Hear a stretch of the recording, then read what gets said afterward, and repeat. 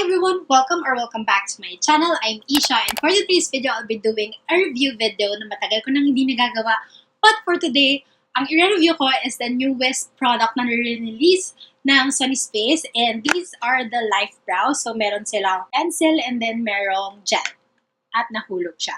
First time ko to gagamitin today at i-apply sa aking kilay malamang. So if you want to know my reaction or my thoughts about these products, then please keep on watching.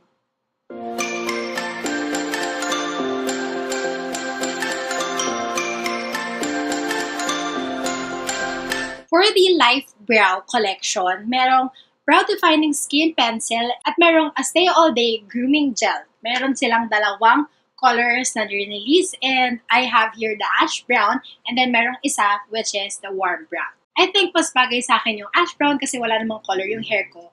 And ayun, hindi naman warm yung hair ko. And I think mag-wash out siya kung warm yung kinuha ko for my skin tone. As for the packaging, yung packaging niya nakalagay lang siya sa box. So, sa packaging ng box, obviously, may kita natin yung logo, yung product name. Sa kabilang side naman ng box, may kita natin yung cute drawing ng kilay, and then a bit of description of the product at kung paano siya gamitin. And on the last side, may kita na doon yung ingredients niya. Ito ay paraben-free, cruelty-free. May kita rin kung kailan siya manufactured at kailan na expiry date niya, or basically the shelf life of the product. The Lifebrow Skinny Pencil 2021 and sa Brow Gel 2020. So, mas naikse ang lifespan ng Brow Gel. So, ngayon ko lang nakita na yung Skinny Pencil ay may 0.05 grams of products in it. And dinulo ko yung pag-ikot ko sa kanya para makita kung gaano kahaba. So, ganyan lang siya kahaba at sobrang nipis na niya in all fairness. And on the other side of the brow product, may maliit na spoolie. Onto the grooming gel, ganito naman yung itsura niya. And yung wand niya is ang sinasabi nilang 3-shape brush. And nakalagay na it is waterproof, smudge-proof, and life-proof. So let's test that out later. Onto the prices. So for the Skinny Pencil, this costs 295 pesos. And for the grooming gel, it is 345 pesos. Nabili ko to sa Lazada nung isang araw at ang bilis. Nakuha ko na siya agad. But I think mas mura kung bilhin mo yung the Lifebrow Duo, yung may lalagyanan na. Kasi yung dalawang ganito na may lalagyan pa, it costs 595 pesos. So parang nakamura ka ng 45 pesos. Pero mabibili mo lang yon sa kanilang physical stores. So wala akong time pumunta ng mismong store nila, so sa Lazada na lang. Swatching this product, una kong swinotch is the pencil. Sobrang nipis nga niya. In all fairness na kaya mong gumawa ng feathery strokes or pwede mong imimic yung hair mo, brow hairs, ganyan. At syempre, pwede mong kapalan, pwede mong i-build up. So that's that. And I swatched the grooming gel as well sa likod na aking kamay kasi nakita ko sa kanilang story sa IG nila na hindi talaga siya natatanggal kahit is-smudge mo. So, I left it for I think mga 10 minutes. Tapos, minudge ko na siya lightly using my finger. And pagkakita ko nun, wala talaga nag-transfer sa aking daliri. So, what I did is, talagang finorce ko na or naglagay na ako ng pressure to smudge the product at wala masyadong natatanggal. Pero, napansin ko na yung product is parang, ang pagtuyo niya is medyo buo-buo. At ayan na siya sa likod ng aking kamay. I think mga after mga less than an hour, ayan na siya. Yung Skinny Pencil is parang wala na. And then yung brow gel medyo nag-lighten up kasi nagugas na rin ako ng kamay at sinasmudge ko talaga siya ng ganyan. Ayan. Meron pa rin naman konti. So, that's about it with the swatches. Ngayon, try na natin siya sa aking kilay talaga. Yung kilay ko, natural yan. Walang anything on my eyebrows pero siguro nalagyan ng konting foundation or powder. At i-zoom ko kayo guys para makita nyo talaga yung application nito sa aking kilay. Ayan, I think that is zoomed enough. So what I will do first is get the spoolie of the Skinny Pencil and ibabrush ko lang tong kilay ko kasi nga baka may mga products na napunta dyan. Tapos kunin ko na yung mismong pencil and tatry ko feathery strokes lang. Dito, sa harap.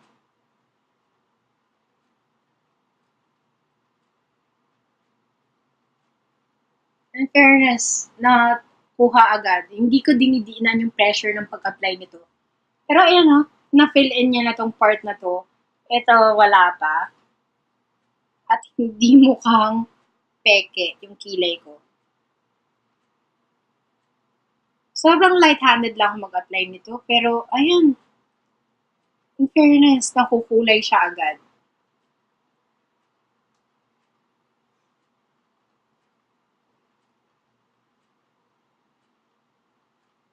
So, ayan na yung pag-fill in ko.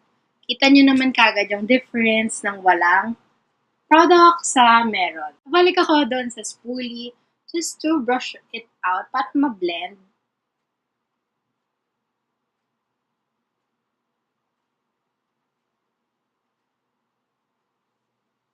Ayan, it looks very natural lang. Now, I'll be taking the grooming gel na. Ayan siya, sobrang liit ng kanyang tree-shaped na brush.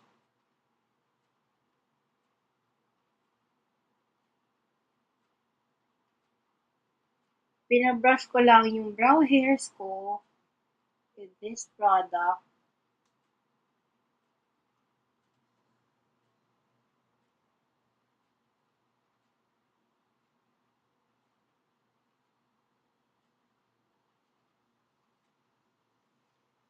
And there you go. Ito na yung aking kind of lakada natural lang na filled in na kilay. And ito yung wala pa. As in, bare brows ko pa lang. Gagawin ko na yung kabilang kilay ko, pero if-fast forward ko na lang para hindi sayang yung oras.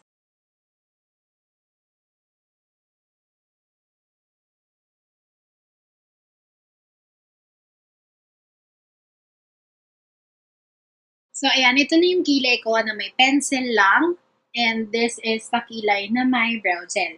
So, ngayon napapansin ko na mas fuller talaga yung isura ng kilay kapag may brow gel compared dito para ang nipis pa.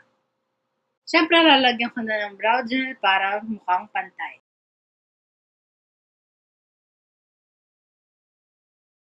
And to be fair with this brow gel, hindi siya naglalagay talaga ng sobrang daming product sa spoolie. So, hindi ka mag-overlagay ng product na to sa kilay mo.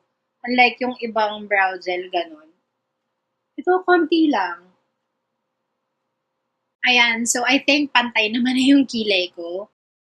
May kita nyo talaga yung difference ng may kilay sa wala. And I think yung color na to is okay for my hair color and also for my skin tone. So, ayan na yung kilay ko nga. Tapos na siya. And it is now 5:56 ng gabi. And titingnan natin kung hanggang mamaya magsistay put pa siya sa kilay ko. At sana naman at hindi siya mag-lighten up, ganun. Perfect pa rin yung color and yung shape. Hindi siya magsasmudge. So, this is my face or yung kilay ko basically after mga 5 hours. Kasi 5 hours ba? Hindi ko kasi sure kanina kung anong time ako. I think mga 6 o'clock. Pero ngayon is 11:14 na. And ayan na yung kilay ko. Lumabas ako and napansin ko kanina nung tumingin ako sa salamin sa CR, nung pinuntahan ko na parang ang light ng kilay ko. Hindi ako sanay. Ganon. Hindi ko lang alam kung yung warm brown is okay for me. Pero sige, gusto ko siyang itry kung may ganun yung friends ko. Pero hindi ko na siya bibilin. Dahil mahal nga at baka pag binili ko yung warm brown, baka naman hindi swak sa akin. Or parang may nabasa akong comment na mas maganda na yung warm brown naman yung brow gel. Pero ayan na nga siya ngayon. Gusto kong mag-flash photography with this. Kung mamawala ba or ma-wash out ba yung kilay ko. So, tatry ko yun mamaya at ipa-flash ko siya ngayon. So, looking at the flash photography na ngayon ko lang din ginawa, hindi naman na-wash out yung kilay ko. Ibig sabihin, hindi siya yung sobrang light. So, okay lang siya with flash photography. Medyo lighter than my usual brow color. Pero okay naman. It looks natural naman. But basically, yun na nga yung kilay ko. Try kong smudge kasi hindi naman siya mukhang nag-fade out. I think. So, ayan. With pressure yan, guys. At walang napunta sa fingers ko at hindi rin nabura yung kilay ko. Ayan pa rin siya. And yung kilay ko, parang ang tigas-tigas niya. Maybe because of the brow gel. Yun yung effect niya. Which is good. Kasi, up until now, yung hindi bumabagsak yung brow hairs ko na pag ganun. Kasi may ibang brow gels or brow products na ganun yung tendency. Bumabagsak to. Ito hindi. So, sobrang good yun. Kaya nga brow gel, dapat i-stay put niya yung kilay mo to place. So, plus point yun sa akin. Try ko naman yung kabila. Yan, matigas talaga siya at hindi siya nagsasmudge. Ayan o, wala. At hindi naman siya kumalat dito, which is a good thing. So, ayun, I think I'm okay with the brow gel. Ang ganda ng formula. Siguro gusto ko lang ng darker brown. So, basically, yun na yung mga thoughts ko about the Lifebrow of Sunny's face. And I think okay naman siya. It's a bit pricey than what I usually buy. Kasi sobrang konti lang siya for 0.05 grams of product sa 295. Masyadong mahal yun. Kasi may mga eyebrow pencils naman na mas mura, mas okay, pero ang edge lang talaga nito is manipis siya na it could mimic the brow hairs. Yung iba kasing mas mura, mas makapal. Ang question ko lang talaga sa product nito is, gaano kaya to tatagal? I mean, ang konti niya, mga ilang gamitan lang kaya to? Or ilang buwan lang siguro to? Or ilang weeks lang siguro to magagamit? Kung araw-araw mong gagamitin to basically. So, 295, kung 2 buwan, magkano yun sa isang taon? But so far, okay naman siya sa akin. Okay yung pag-apply niya, okay yung color niya, okay yung formula niya. At wala akong reklamo except kung gaano siya kakonti in line with its price. And for my thoughts about this Lifebrow Grooming Gel, I think okay naman siya. I could fill in my kilay with this. Kasi yun yung ginagawa ko with my face shop na brow gel. Ganun yung ginagawa ko. Ilalagay ko to, tapos I'll take a brush para i-smudge out siya to fill in my kilay. So that is about it for my review video ng Sunny's Face Lifebrow Duo. Kahit wala ko nung lalagyan. And I hope you enjoyed this video and find this video helpful kung bibili man kayo nitong Lifebrow from Sunny's Face. And if you did enjoy this video or find this helpful in a way, then hit the thumbs up button. Comment down below kung meron na kayong Sunny's Face Lifebrow at kung anong shade meron kayo or kung gusto nyo bumili. And if you haven't subscribed to my channel yet, please do click the subscribe button down there. And while you're there, hit the notification bell to ma-notify kayo whenever I upload videos. And I will see you in the next one. Bye!